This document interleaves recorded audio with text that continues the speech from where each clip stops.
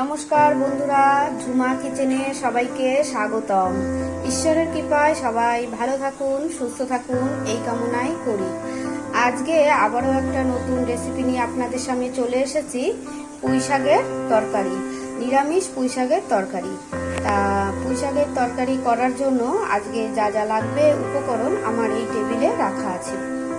দেখুন, পুঁই শাকটা কেটে আমি ধুয়ে এইভাবে রেখেছি।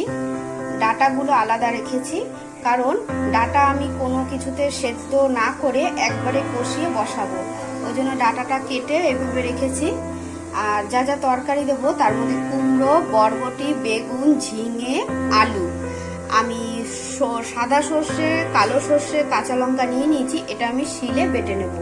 ফোড়নের জন্য আমার লাগবে 5 ফোড়ন, 2টো শুকনো লঙ্কা। সর্ষের তেল দিয়ে করব, তাই সর্ষের তেল নিয়ে নিয়েছি। হলুদ, একটু আদা বাটা দেব, প্রয়োজন মতো মিষ্টি আর প্রয়োজন মতো লবণ। তা তরকারিটা করতে চলুন ভিডিওটা প্রথম থেকে শেষ অবধি দেখতে থাকুন আর সবাই মিলে আমার সঙ্গে থাকুন।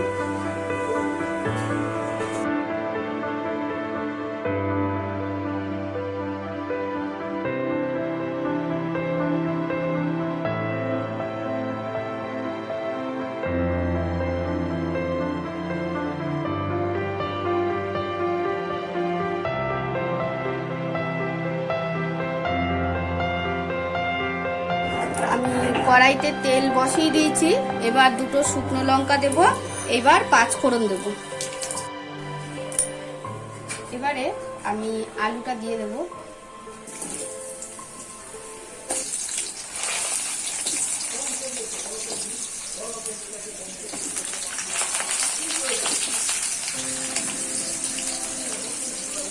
আলুটা আর পুঁই শাকের ডাঁটাটা একসাথে দিয়ে দিলাম।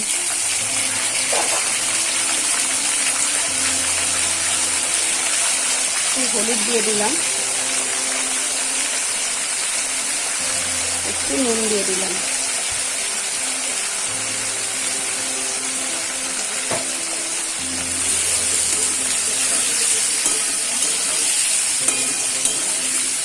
এবার নাড়াচাড়া করে এটাকে আমি একটু ঢাকা দিয়ে দেবো সেদ্ধ হওয়ার জন্য।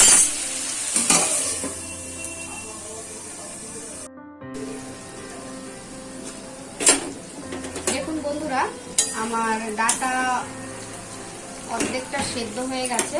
এবার একে একে আমি সব তরকারিগুলো দিয়ে দেবো। বেগুন, ঝিঙে, বরবটি, কুমড়ো একে একে সব দিয়ে দিলাম।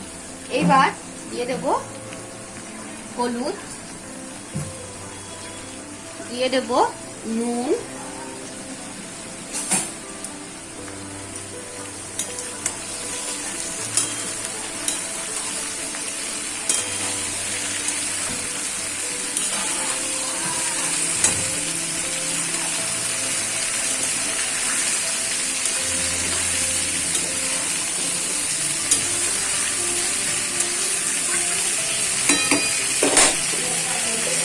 আর একটু ঢাকা দিয়ে দেব।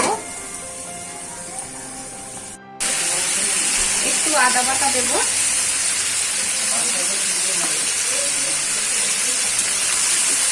আদা বাটাটা দিয়ে ভালো করে নিয়ে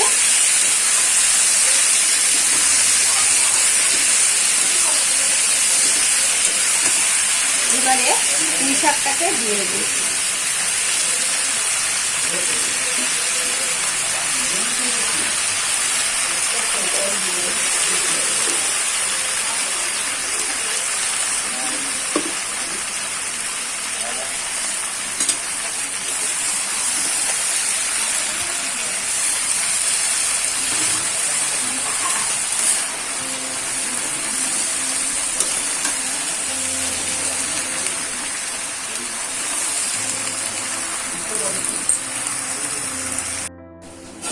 এবার আমি সর্ষে পোস্তটা দিয়ে দেব। এই সর্ষে, সাদা সর্ষে, কালো সর্ষে আর কাঁচা লঙ্কা এটা দিয়ে দেব। দিয়ে এরপরে নাড়াচাড়া দিয়ে আমি ঢাকা দিয়ে দেবো।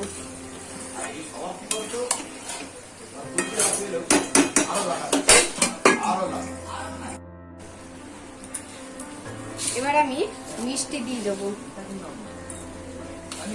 আমি প্রথমে 2 চামচ দিলাম, লাগলে আমি আর একটু পরে দেব। এবার মিষ্টিটা দিয়ে আমি নাড়াচাড়া করে দেব।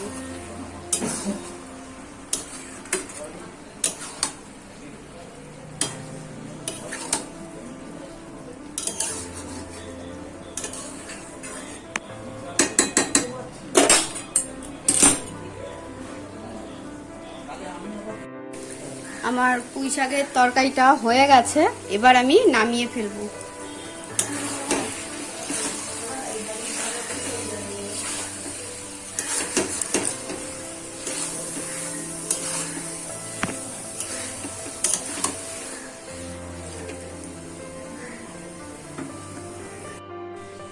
দেখুন বন্ধুরা, আমার পুঁই শাকের চচ্চড়ি হয়ে গেছে। কেমন হয়েছে একটু বলবেন।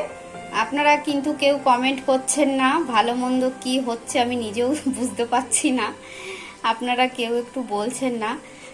যাই হোক, কমেন্ট করে একটু বলবেন, আর আমাকে সবাই লাইক করে দেবেন, আর সবাই সাবস্ক্রাইব করে দেবেন, আর রেসিপিটা সবাইকে শেয়ার করে দেবেন।